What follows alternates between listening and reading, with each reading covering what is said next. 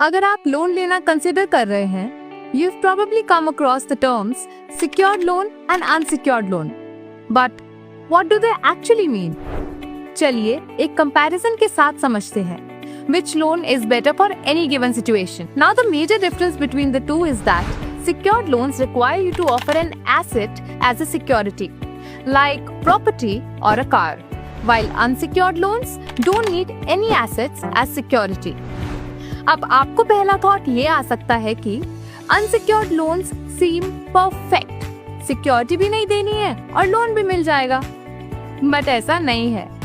थोड़ा और डिटेल में इनके प्रोज एंड कॉन्स को समझते हैं. अब सबसे बड़ा डिफरेंस जो सिक्योर्ड एंड अनसिक्योर्ड लोन्स में आता है वो है उनका rate of interest. While you can get secured loans between the range of 7% to 12%, आपका unsecured loan की rates can go as high as 30%, making them an expensive borrowing option.